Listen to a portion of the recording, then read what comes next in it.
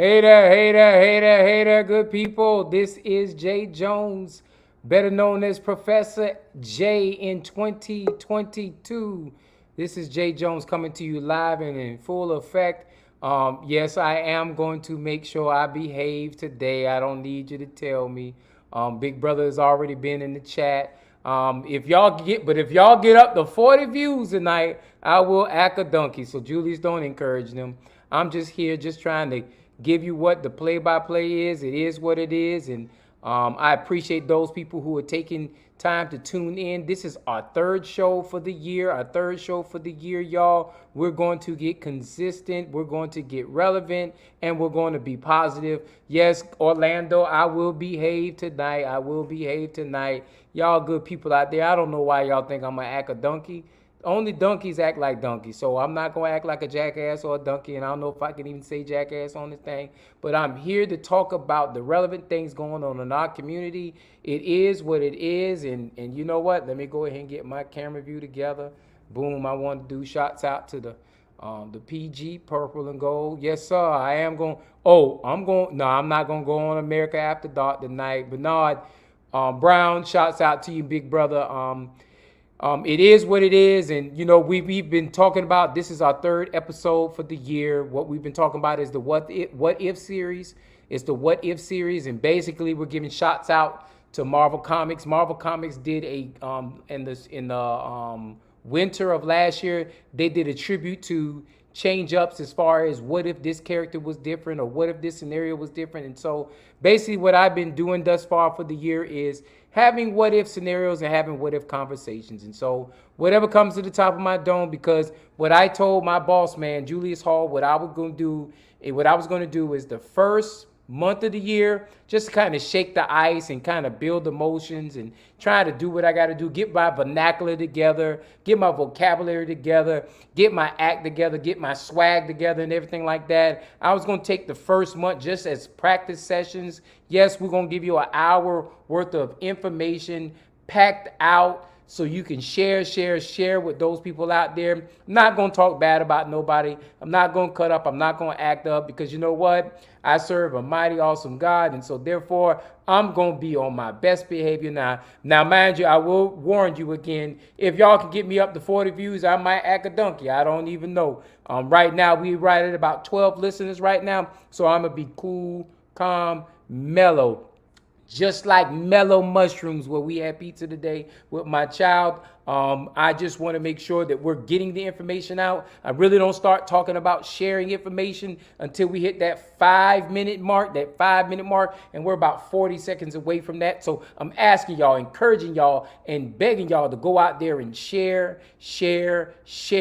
Let's make sure we do what we got to do to get the information out there, because it's so important for us to enlighten our people so we can have brighter smiles and brighter days and better roads and better ways. So it's so important for us to make sure that we're getting the dialogue, the conversation to you. And I promise you, I will not be Frito today, because Frito Corleone was a snitch. He was a tattletale. He was a backstabber and all those stuff like that. I promise y'all good people, my name is not Frito. Even though I was called Frito early this week, my name is not Frito. My name is Professor J, y'all. Professor J. And so let's keep it tight, keep it right, and keep it motivated and keep it moving. We have hit the 5 minute mark, and I am going to break down what I have been breaking down for the last 2 weeks, and I'm going to continue to break it down, moving the narrative forward. And what that is talking about the issues that affect our community. And I said it, you know what? Y'all cried, y'all complained, y'all said, James, we want to hear what's going down in the boogie down of the Savannah Plains. And so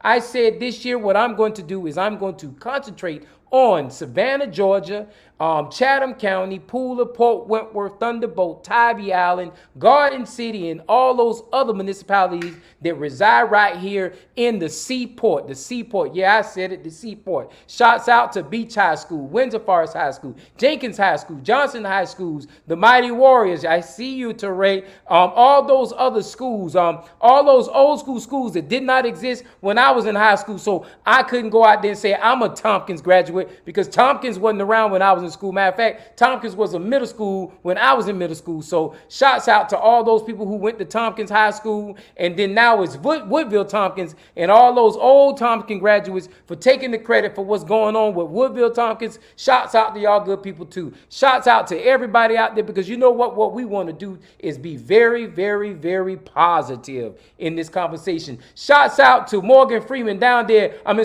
Martin Luther King statue down there on the port. Shouts out to those people who had conversations about what was going on with Morgan Freeman. I mean, dang, Martin Luther King Jr., you know, it's his birthday, and I don't want to make sure that I'm not making fun of Martin Luther King, but I am making fun of that statue. And yes, shouts out to the mighty Wolverines. And Wolverine Nation is mighty and strong. One thing about y'all closed down the school, but y'all didn't close down all the fun and activity, because the Wolverines make sure they party all the time. They make Michael Jackson and Prince look good in this world. So I told you today, it is what it is, and I'm going to be the most positive person I can possibly be today. And so I am appreciative that the 14 people who are watching this right here have shared, and making sure the enlightenment of the people will be the topic of discussion today in this conversation. So with that being said, and without further ado, it is what it is, and what if scenario begins in 5, 4, 3, 2, 1. The first question I want to put out there today: what if African Americans really truly understood how politics works from the local all the way to the federal government structure? What if we really understood that when we put elected officials, that we don't allow them to get paid, but we make sure we take care of them so they can take care of business? What if we understood that when we go to the ballot box, that ballot box turns into something that's going to make the narrative look better than what you came from? What if we really took the time to study the candidates that come before us and said, you know what, that joker ain't worth nothing, not a hill of beans. And so what we need to do is identify, find, and qualify somebody else who can better serve us. What if we just stepped up to the mic, stepped up to the podium, and really realized what was good for us was good for us? And we need to make sure we find people who understand what is good for us. And so there was a conversation that was mentioned earlier in the week in reference to people not helping people. But see, this is the conversation, and I'm a talking code. Y'all, if you don't know me, Jay talks in code, y'all. And so if you don't know me, I'm going to talk in code tonight. And that code is going to be like this. What if I told you an elected official was in position of power, and he was position of status, and when he went around, he talked up other people, and he walked up other people, and he did good things for other people, y'all. And it was not a direct campaign slogan or direct campaign conversation for an individual, but it was an indirect conversation for somebody else. And guess what? Yes, it wasn't a handoff, but it was a hand up, because you know what? It was always something positive coming out that person's mouth, because they were an influential individual, and they were talking up another individual who was coming behind the gates. Yeah, he wasn't grooming him. Hint, hint. He was actually working in the gate to make sure that person had the opportunity to be able to step up, step out, and be great in his own way. See, you know what? We sometimes forget the fact that it's not always what you do or how you do. It's sometimes the attitude that's put into place. It's sometimes the references, the hidden clauses, those things that are unseen, that are just as important to those people who want to see a show. You see, sometimes you always want to see the circus, but guess what? Sometimes when you go to the circus, you can also see clowns.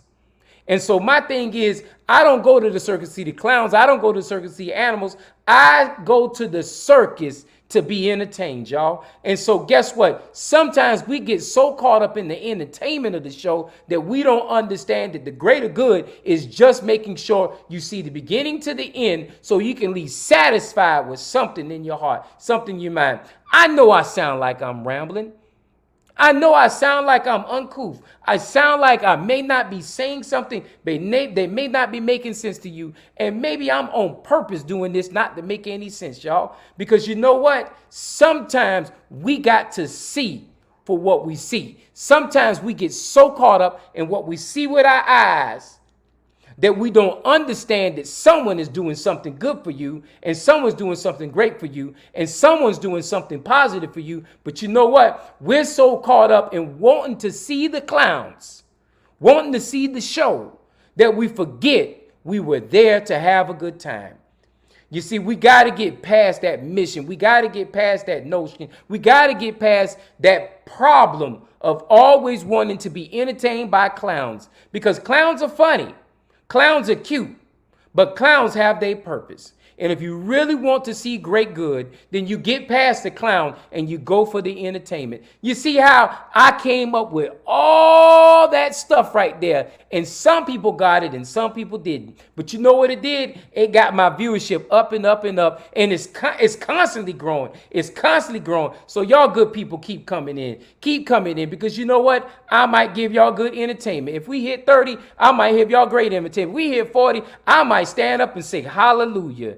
Thank you, Jesus. But you know what? I know I'm just go ahead and reveling around, and I didn't do the rabble this week, but you know, just talking around and joking around and playing around and all that good stuff right there. I want to make sure we have a serious moment, y'all. A moment where we can address those clowns, people, because guess what? Clowns are meant for entertainment, but clowns can kill you. If you ever watched the TV, if you ever watched the movie It was about a clown going around killing people, y'all. You know that? It was about a clown. Now watch it. There are other movies out there that have clowns, but they're different kind of clowns. You have movies like The Godfather. The Godfather had a clown named Frito. Frito was a clown, but he was a betrayer. But you know what? I'm not going to talk bad about Frito today, because Frito was a womanizer and all kind of stuff like that. And you know what? Even though somebody may have called somebody else Frito this week, it's not even worth me having that entertainment or conversation about what Frito really has to really. Matter of fact, I'm going to get me some Frito-Lays in just a second, because you know what? It's not about that. And so you are absolutely right. You're absolutely right. Ivan, you are absolutely right. Willie Shields, you're absolutely right. You can't sometimes see the forest for the trees. Ivan, you're absolutely right. At the circus, I always enjoyed those flying trapeze. I don't remember the lion tamers. You're absolutely right. Melinda, when you talk about clowns come in different forms, different shapes, and different, you know, you had the short clown who always had the little thing. You had the big clown who had the nose. You had all the clowns that were painted in white. But you know what? I'm not here to talk about clowns, because you know what? Clowns are funny. Clowns can be in hidden colors. They can come in all kind of forms. But the one thing we know about a clown, ain't nothing truthful about a clown. But you know what? I ain't calling nobody a clown today. We all know who the clowns are in our community, our environment. Sometimes clowns even do good things, but that don't make them good people. You know, sometimes we have clowns who don't even understand the definition of what they are, who they are, and how they should be acting. They don't even know how they got where they got to. But you know what they are? They know they clowns. You know, not all clowns have to have white face. Some clowns have black face. Some clowns have jumpsuits and flip-flops and wear kulog sandals. We don't even know who those clowns are. And I'm not here to talk about anybody in particular. I promise you. I just understand that there are clowns among us, y'all. And you know what? Those clowns are built for entertainment and enjoyment. And you know what? That's what I take a clown to be. So what if those clowns got out of the cage and got past entertainment? We would be entertained very well. But you know what? I'm not here to talk about clowns. I know I done said that 15 times, but every time I want to get off the subject, somebody else jumps in the conversation. Somebody else gets in the narrative. And yes, sir, Willie Shields, it is a fact that we got clowns every day. And good evening to you, Rebecca, because you know what? I truly believe that what y'all are doing out there, over there in the on the Weeping Times property is truly, truly prosthetic and is truly, truly profitable. And even if I don't live 5 minutes away from Weeping Times, I know it's a true thing that we need to be focused on what's going on in Weeping Times, because you know what? We've been weeping too long. But guess what? Joy comes in the morning. And the only way we're going to get past that weeping is if we take the time to make sure that we get past the weeping, we dry up our tears, and we take on those onuses the way we should. And you know what? I appreciate you once again. It's facts, Willie Shield. It's facts. And so as we matriculate to the 27 piece. We come to the 27 mark. And yes, sir, Cope of Black Magic. Let the slideshow begin. Hurry, hurry, step right on in. Can't afford to pass it by.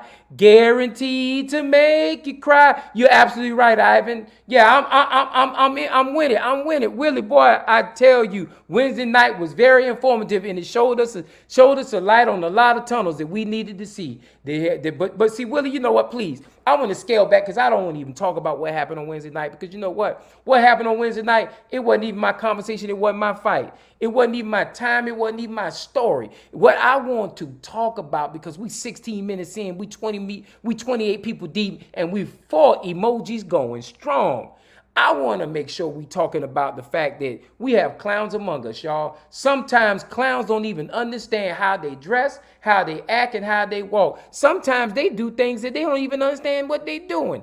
They go out there and endorse and surprise and love and shock us all the way out into decor. Sometimes we want to go hang out with the people we don't even know. We don't even understand that we being led to slaughter. Go to your cage, Rocky. Go to your cage, Rocky. Go to your cage. Go to your cage. I apologize. That was an interruption from Rocky Jones. Rocky Jones wanting to come in and find out why Daddy was even making all this noise. But I apologize. Back to my conversation. Back to my story. Sometimes we understand that even clowns don't even understand when they are entertaining us. They go over there and say, look at this hand, while they point with this hand. And see, while you looking at this hand waving, they don't even understand that this hand is doing motion that's even more detrimental to us. But see, you know what? We allow clowns to entertain us. Clowns come before us and they do whatever they can to create storms, to create controversy, create chaos and destruction, dear friends. But guess what? No longer shall we allow clowns to come before us. No longer should we allow a circus to be before us, because you know what? If we're smarter than what it is, and it is what it is, and what if we just say we don't want to go to the circus no more? What if I say we don't even want to see y'all clowns no more? What if I say I don't care how good you are or how best you have been for me, I don't want to deal with you because you're a clown? What if we say we just want to destroy anything a mentality of a clown has to prevent to us? Then guess what? We will be better people, because you know what? Let me tell you, black people, we don't need clowns in our life no more. No more do we need to allow clowns to entertain us, or play with us. What we need to do is put clowns where they belong, in the circus. Because we don't need clowns doing anything for us no more. Because when we allow clowns to be the trademark for us, then guess what? All they're doing is providing entertainment for those people who have economic status in this class. And so you know what? When they are buying into economics more than buying into you and me as a people, then guess what? I don't need those kind of clowns in my life anyway.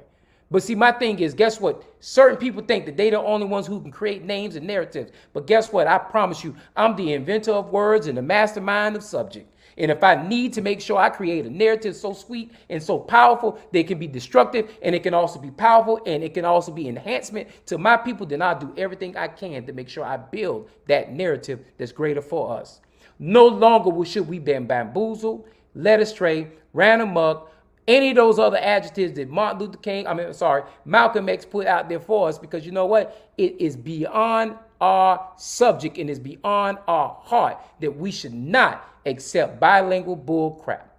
So I'm waiting on y'all, because you know what? I've been getting involved with y'all as far as making sure I entertain y'all. So Willie, Ivan, Tanya, any of y'all got anything else y'all want to put out there? Because I'm incorporating everything y'all say into this conversation, because it's so important for us to address those clowns in our community that think that black people can be swayed so easily when economics puts its hand on the equity scale to make sure the imbalance is not there.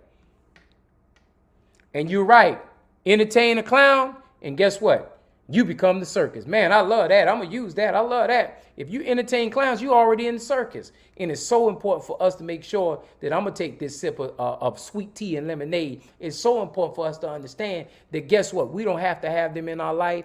And my people who are destroyed for a lack of knowledge, because you have forgotten me, I'm going to forget you, not you, but your children's children. We got to wake up and understand that the reason why our young people in this society is the way it is, because 2 generations before them, they forgot to make sure that they understood the principles of God. And that's why we deal with the problem we deal with in this society, because there's a generation that refuses. I will say it again. There's a generation that refuses to let go of the power structure, to let another generation take over the power structure. And because of that, our people are being held hostage to a situation that economics controls. And no longer shall we or will we allow those things to persist in our community. We are at 30 people. I got 5 emojis. I need y'all to tap that emoji and laugh, put a love sign, a like sign, or something out there. I need y'all to go out there and share this thing, because this is a live conversation and we only 21 minutes in. Give me 5 seconds, y'all.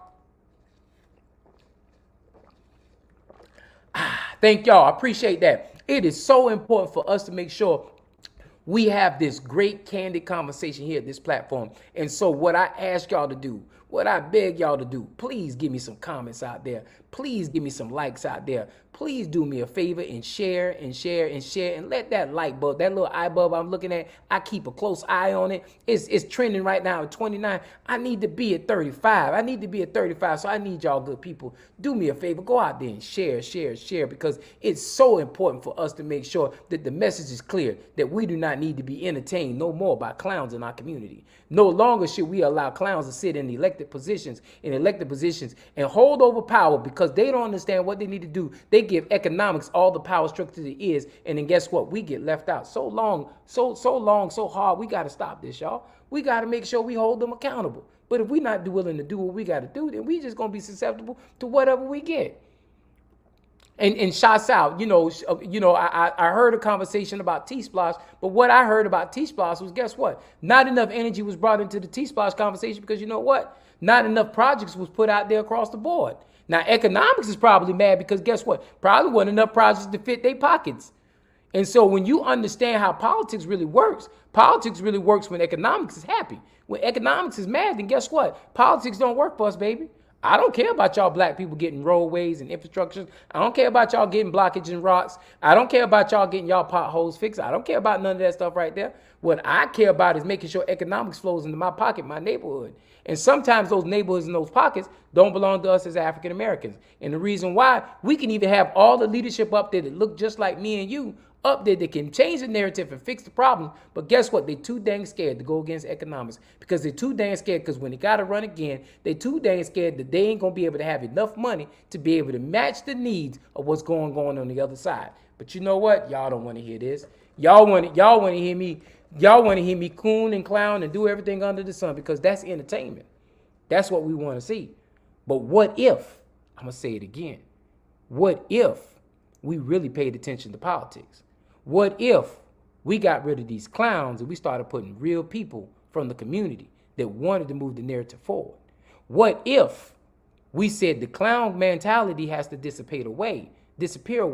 What if we understood that we got to control the media in our community? Because if we control the media in our community, then we control the narrative in our community, then we control the messaging in our community, then we control those things in our community. If you remember back in the 70s, they put in African American communities on those billboards that we still have today, they put liquor, they put cigarette, they put everything there was detrimental in our community. And what it did was it sent subliminal ticks to our head. And guess what? We started smoking, we started drinking, we started gambling, we started doing all those negative Nancy's, because you know what? They created a consumer people out of us. And so guess what? Somewhere down the line, we wrote laws. We fixed laws where they're no longer allowed to put cigarette ads up there. They're no longer allowed to put liquor and beer ads up there. They're no longer allowed to do those things. And guess what? You saw rates of cigarette and drinking and gambling and all those abuses go down. But see, you know what? We have clowns among us who really won't push the narrative of fixing the housing issues. in our community, fixing the poverty issues in our community, fixing the crime issues in our community, fixing those unequitable issues in our inequities in our community. I don't want nobody say because I don't want nobody harping on, well, James got bad grammar. Y'all know good and goddamn well I speak better and proper than most people out in this world, but y'all will hold me hostage for saying one word out of tune or out of touch. And so it's so important for us to make sure that we focus on fixing the narrative in our community. What if we had better politicians who really cared about fixing the problem instead of blaming the problem? I heard recently it was a problem tied to crime amongst kids under the age of 18. And the solution to the problem was we need to hold the parents accountable because the parents ain't doing their job and blah did this, and it's on the parents for this, it's on the parents for that, and then this and that and the third. But then nobody went to that parent and said, hey, ma'am, why do you think that you're not able to spend enough time with your child? Why do you feel you're not able to be able to produce a fair and modest environment for this child? No, what we did was we blamed the parent. And this came from a government structure instructing people in the community to blame the parents. What kind of sense that make? That we go out there and blame the parents? Oh yeah, it makes a lot of sense when economics don't want to be blamed, but then we want to put the blame on the parents.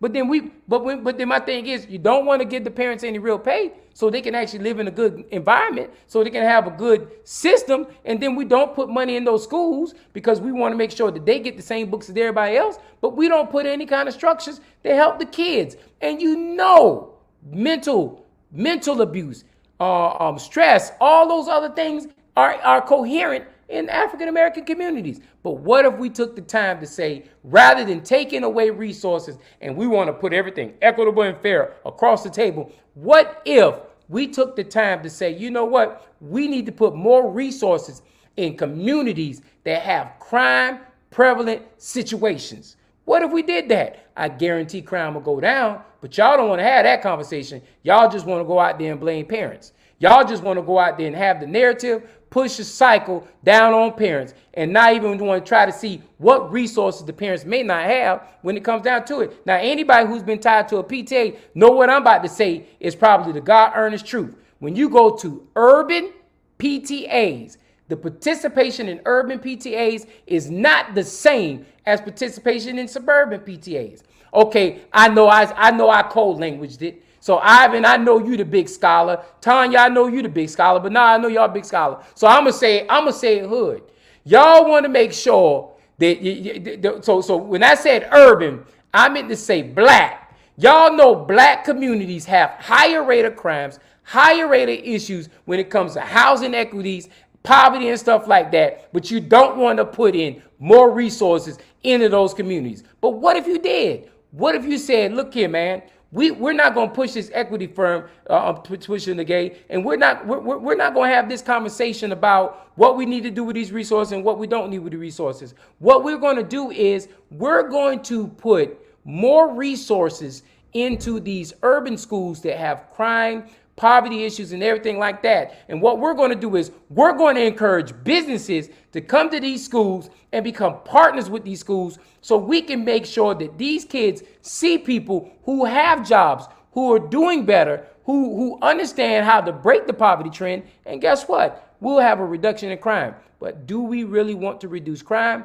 or do we want to push a false narrative of blame on a group of people and then hold them accountable? And then guess what? Much later on, then when the parent is not around and JoJo or Johnny or whatever that boy's name is get locked up in jail, we can say, we told you the parents was at the fault. But then we're not even seeing that the parents are sometimes working 50, 60 hours, or even they're working 40 hours a week, and they making $8, $10, $12 an hour, and they're not even bringing in enough revenue to be able to have a sustainable life.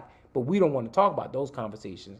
Blaming the parents is like blaming the victim who got mugged or robbed or home broken into because they was asking for it. And it's just like that. And that's the God-earnest truth. And I don't want to say anything else otherwise. You right, Bernard? Yes, sir, I appreciate it. And VR, I don't understand what VOR RED. And so, you know, Sean, if you give me something better than that, I'll accept that. The PTA, PTO participation dwindled down at the middle and high school age level. And you're absolutely right, because guess what? The participation of parents in those PTAs dwindles down because guess what? Parents see those kids becoming more and more independent, and they can focus on being providers. And unfortunate, guess what? And them focusing on being providers, then they lose touch. And in the PTA, PTO, if y'all listen to me, maybe we need to step out of the comfort zone of what we normally do.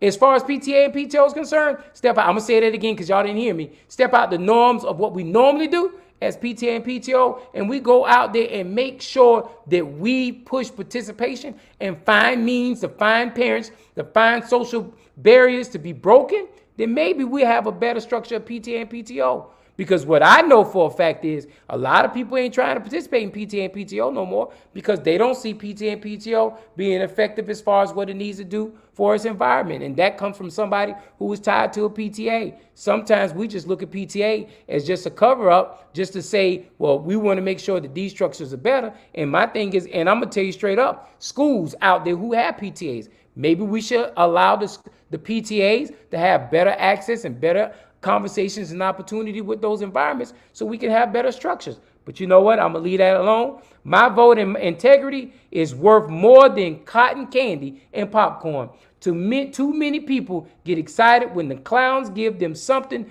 minor while they are inflicting major damage in our community. You're absolutely right. Sometimes we get just happy just taking a picture with some of the clowns. Don't y'all remember the day when you were growing up and you go to the circus and you would take pictures with the clowns? Don't it feel funny that we still are taking pictures with clowns and these clowns are supposed to represent us in this community? But guess what? We allow these clowns to persist because guess what? When you vote in less than 30% in when you vote in less than 30% in elections, then you're going to let whoever's on the ballot get in those seats. And if we don't hold them accountable, then guess what? Money's going to reach into their pocket. Y'all heard me. Money's going to reach in their pocket and them dead presidents going to tell them what to do.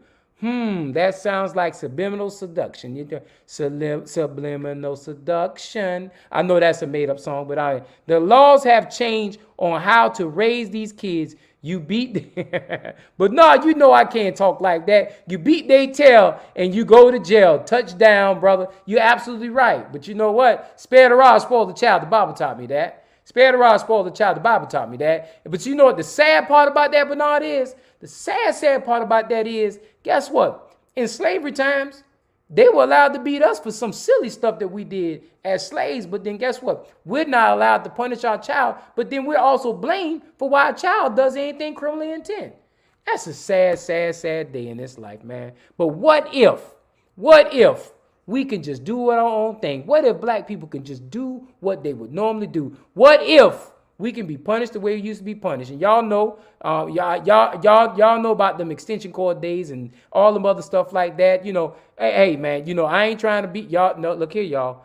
I don't want nobody out here saying that I'm out here beating my child, doing anything crazy to my child. Spare the rod, spoil the child. But it doesn't mean that what we do as far as punishment is concerned needs to be within the confines of true punishment. And it should be in the confines of true punishment. And my thing is, sometimes you take something away, sometimes you give something away, and sometimes you give something too. And I think that's where I need to stay at as far as that's concerned. But I will say, spare the rod, spoil the child. That's Bible. And for those Christians out here, that's in the Christian Bible. And so we need to understand that, hey, if you want to blame the parent, but then you don't want to allow the parent to do what the parent needs to do to make sure the construct for the child is in order. And so I understand that. Beware of defects. Yeah, defects. Beware of defects. Someone said kids called the agency. And I'm telling you right now, I put the number on my refrigerator. If my child called the agency, I'm going to let him go where he want to go. Because guess what? If that's where he feels he's going to get a better life, then that's what he's going to get a better life for. And so I know somebody's going to soundbite that right there for me. And when I run for public office, somebody's going to use that against me. And so touche, use it for what you need to use it for. I'm giving you full permission to do that. For all those haters who are watching, you can dial 1-800-HATE on for me. You can go ahead and dial that number right there, and you will get a person out there who will tell you how Jay Jones feels about anything you have to say about Jay Jones. Okay. What if black people just come together as one? Love, we should overcome love. Okay. So the reason why it's so hard for us to come together, Big Brother Bernard, and I can elaborate later on tonight if I need to, because then I can use all kind of profanities and all kind of other S words and A words and whatever words they are. The reason why it's so hard for us to come together is because it's like crabs in a barrel. Everybody wants their opportunity to shine. And the problem with us is nobody wants to see anybody else shine more than anybody else. The reason why our leadership in our culture gets assassinated and don't make it past a certain pinnacle point is because the simple fact is when that person gets to a leader status and they can actually change the culture, we want to, government structure, economics, privilege, whatever you want to call it throughout the decades and time, they don't want to see those things happen.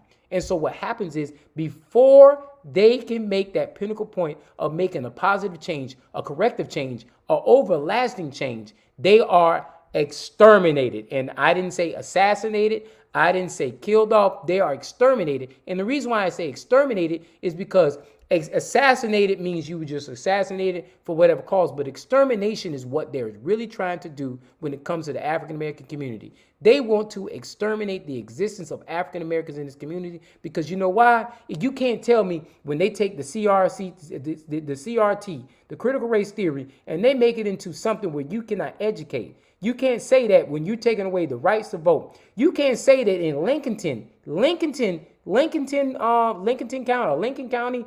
you can't say where you still see racism still prevalent in 2022. You can't say that when you see these kind of markers still around in our community, KKK flags and Confederate flags and Stone Mountain flags and all these other things still exist in our community. You can't say when racism still is existing. When you look at Senate Bill 202, and it's prevalent because it understands the fact that black people are becoming more conscious and they're understanding their rights and their privilege to be able to go to the polls and vote. And you're doing everything you possibly can to restrict them. And the sad part about it is you restrict your own people harder than you restrict us by the law, the negative Nancy laws you create out there.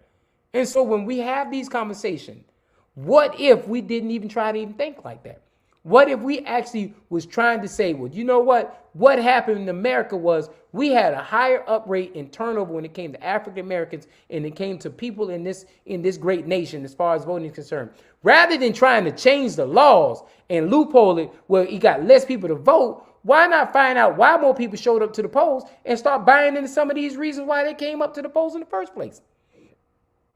You see, guess what? Across America, more and more people are becoming woke. And I don't care what Senate bill, House bill, 888, 242, 241, whatever number you want to put out there as far as the bill is concerned. I don't care what narrative you put out there. People are going to become more and more woke. That generation, that old generation who understood how to be powerful in the right moment has dissipated away. There's a new generation out there who don't care about being quiet, who don't care about sitting silent and waiting for the opportunity. You have a vigilant, new age generation that's out there, ready to fight a different fight, ready to fight a different cause. And all you're doing by putting all these restrictions is pissing these folk off. Because these young folk, they ain't going to take for the tolerance of the BS. Like the older generations that came before me, who said passively by with the civil rights movement as far as what Martin Luther King says. You know, we want to be what? Peaceful demonstration. I'm going to tell you now, these young folk ain't about this peaceful generation, this peaceful demonstration like that. You can say that you can be scared of the word progression, but the word progression is going to be standing higher and higher and true in this community. And if you're not willing to see what progression is going to do, and if you're willing to hold on to the trademarks of privilege and white privilege and all the other good stuff like that, you're only hurting yourself because eventually a rise is going to happen. And when that rise happens, and guess what? There's nothing you can do to change that narrative. And so it is time for residents in black communities to become involved in neighborhood associations. They need to support those who are trying to make their lives better. And I agree with you, Betty Jones. And guess what? Betty Jones, it's time for people like Professor J to say, Betty Jones, let's sit down and have a candid conversation so I can say, Betty Jones says she wants to make her neighborhood, her black community more prevalent, more educated, and what needs to be had and what needs to be said. Now it's time for me and Betty Jones to get together, and we're going to make sure I help her and she helps me understand her narrative, and I help her understand what narrative we need to be pushing, and we're going to make that statement right there great. And when we make that statement great, then more and more communities will be more and more effective as far as whatever House bill, Senate bill, or whatever kind of conjugation you do to hold us accountable. We're going to make you suffer behind those opportunities that you have tried to at your privilege show, and we're going to blockade it, and we're going to make this nation a whole lot better than what you think it is. We have the means to improve the education of our children. I am not referring to the school system. We have the means to improve the conditions mentally and physically of our parents. We have the means to improve the state that we are in. It requires buy-in and action. Folks need to stop seeking titles and getting warm and fuzzy with certain people. Call their names. And I'm not calling people names. I know, Melinda, I'll talk to you about the names because you know what? I'm in a certain kind of position right now where I like to be at right now. And I'm cozy, but I'm not that cozy. But I agree with you wholeheartedly. You know, at one point in time, and I'm going to elaborate on what you just said, Melinda. Watch this. At one point in time, I didn't rely on the school system to educate me. I'm going to say that again. The school system didn't educate me when it came to Black Matters. You know what? Everything I learned about being black and in Black Matters, I learned everything I got in my body, in my soul, in my heart. From a young person's perspective, when I was 7, 8 years old, all the way up to about 18, 19 years old, I learned in the AME church. I'll be straight up and honest. The same AME churches that exist today. But I don't know if we still getting those same education systems being provided out there in the AME church like it used to do. And guess what? I'll say that. I had friends who were Baptists and they got their education in the Baptist church. I got friends who were Kojic and they was getting education in the Kojic church. But see, what I've been seeing, what I've been hearing, and especially in some of these churches where I got, is I've been seeing, politicians all of a sudden pop up into these churches making blank promises and saying they the greatest thing since sliced bread. They even greater than Muhammad Ali in some cases. And they're out there saying how great they are, but they ain't said one great point at how they're going to solve any issues in the African-American community. So I see that we're getting back to being able to sell a church. I know I struck a point right there. I see that we're going back to selling the church and making sure we sell the church to the highest bidder. Why are we letting these people who ain't never spent a day in our churches be able to speak to our congregation?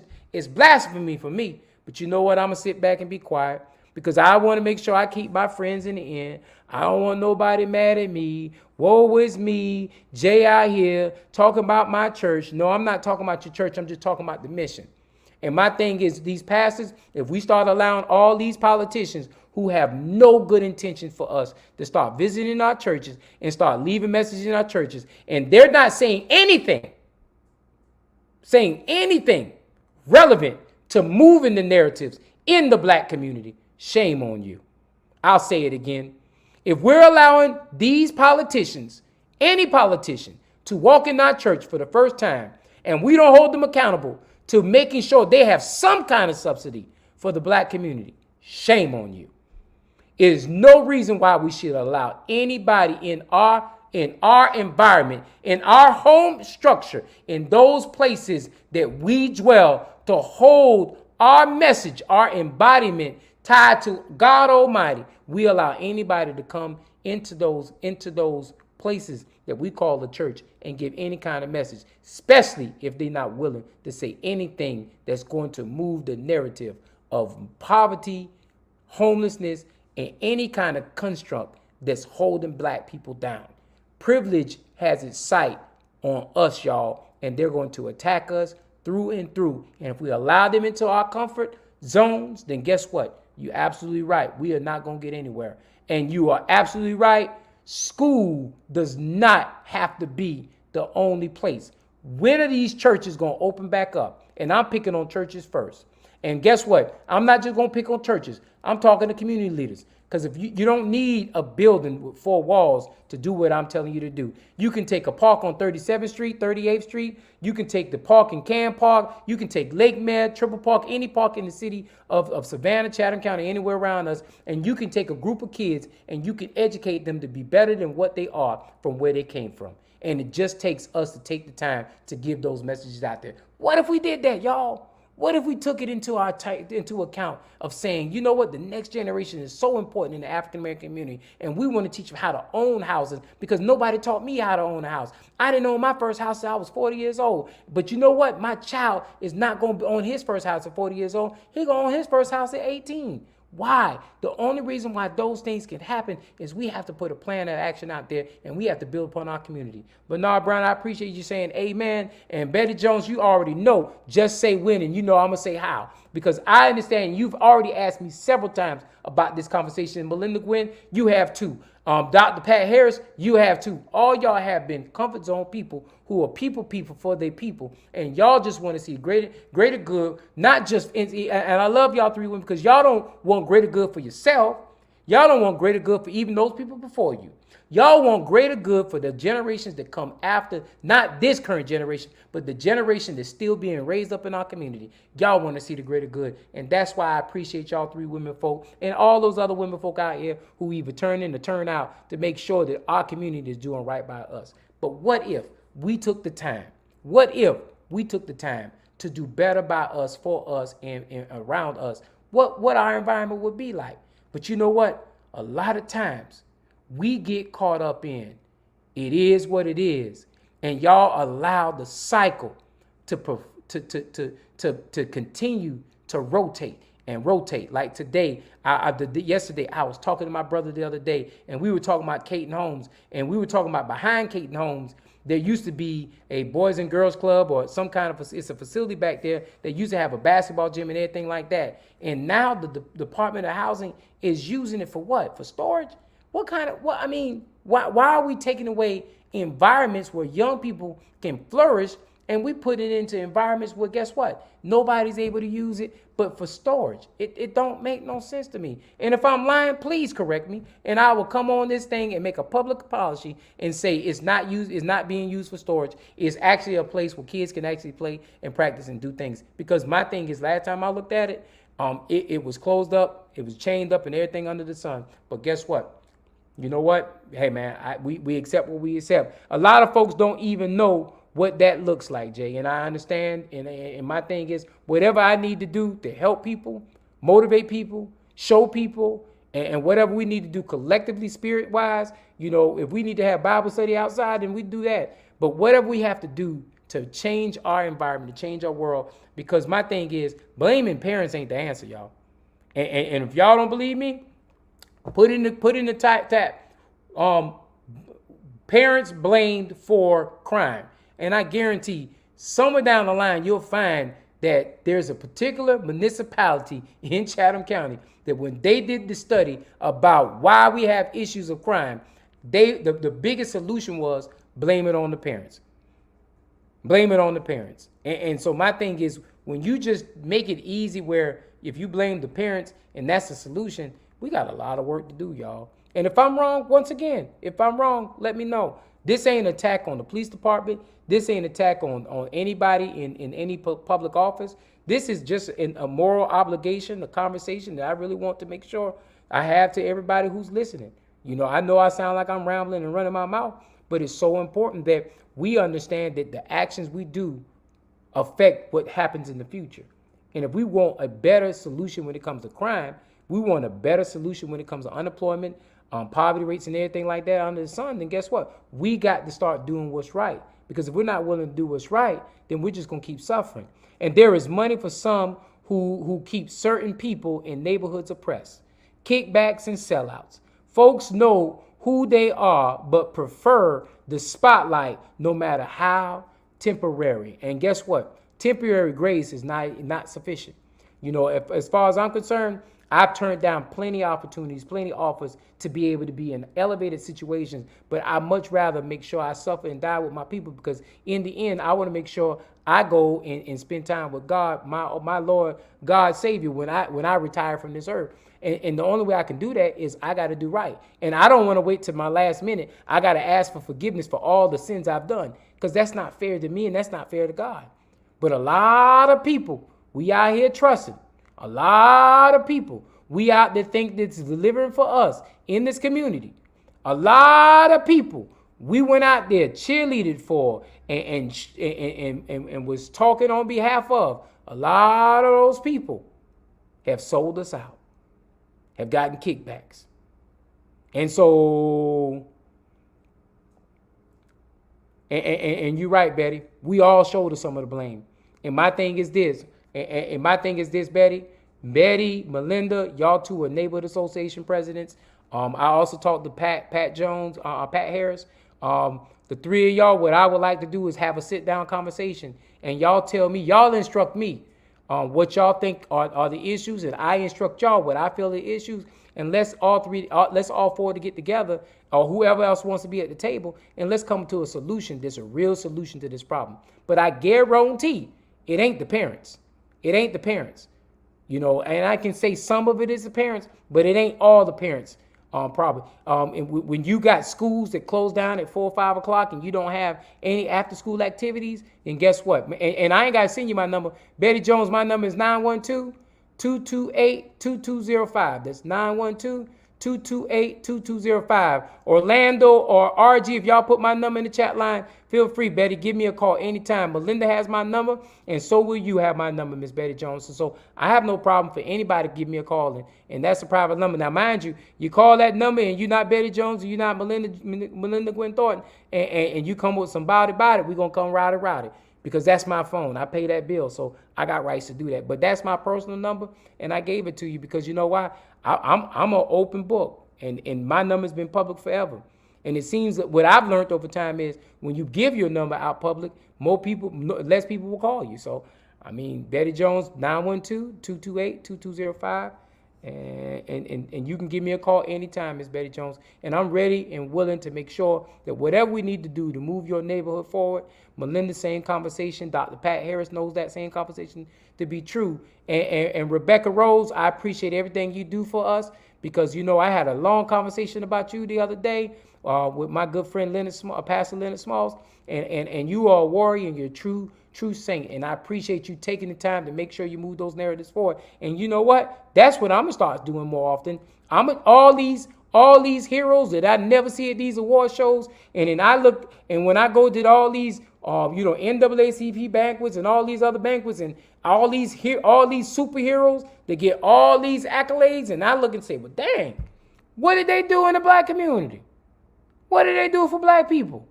I'm not gonna do that. I'm gonna give you your roses while you're still living. So shouts out, Miss Melinda Gwen Thornton, for all you do for Cloverdale, Betty Jones, everything you do for the West Side. Shouts out to y'all ladies. I appreciate everything y'all do. Rebecca Rose, shouts out to what you do out there and out there for the Weeping Times, and keep going. People are watching. People are, you know what? Whether people watch or not, we understand we're doing the work for the Lord. And when we do the work for the Lord, we'll get our gifts tenfold later on in life. So keep pushing, keep motivating, keep doing what you're doing. We're about 5 minutes away before we have to close this thing out. It is what it is. And what if we just did a whole lot better job? What if? I'm 29 years old and I love my community. I voted for the first time in the city election 2 years ago. I voted for Van Johnson, but that won't happen ever again. My whole family is pissed with him. I also voted for Linda Wilder Bryant, but never again. Thanks for all the information you'll give this community. And you're absolutely right. Like I said, I'm not going to pick and choose what leaders I'm going to support or take apart. But what I will do is I'll read any comment y'all put out here and making sure it's a part of the show to make sure it's prevalent. But guess what? What we need to do, Ellis, is this. What we need to do is when we run and when we have candidates run for public office, we need to check their background. We need to check their history. We need to check see what they did before. And if they're a first-time politician, then guess what? We need to see what kind of community service they did. We need to see what kind of events they supported. We need to see what they did in general in life. Because when we do that, what I learned a long time ago, when somebody tells you who they are, you better believe it. I'm going to say that again. When somebody tells you who they are, you better believe it. What if we just changed our logic and started thinking in the confines of what if? What if we started taking the opportunity of looking at everything that comes before us and say, what if that scenario was different? And it's so important. It is so important for us to step up, step out, and be on faith like God has already empowered us to be, so we can make sure we change the things in our community. Time out, time out, time out for the smooth operators who come in our community and woo us by on by and make sure they give us little than nothing and say we love you and take pictures with you and everything like that and walk on the other side and take that payoff and take that paycheck and never do anything for our community. If you're not willing to run for office, find somebody to run. And if you did that, what if wouldn't be a scenario, because what if would be the truth. We would be changing our community. We either need to step up and run for public office. We need to make sure we show up to the polls and vote. And third, we need to hold people accountable. If we did that, me and you would have a whole different conversation tonight. I appreciate y'all taking the time to be with me. The what if scenario was here. And yes, I'm going to tell Julius all kind of crazy topics out there, because whatever I got to do to get y'all to jump in and be motivated to watch me run my mouth for an hour, I'm going to do that. And I appreciate everybody who took the time to be with me. Peace out. Good day, good people. Good day.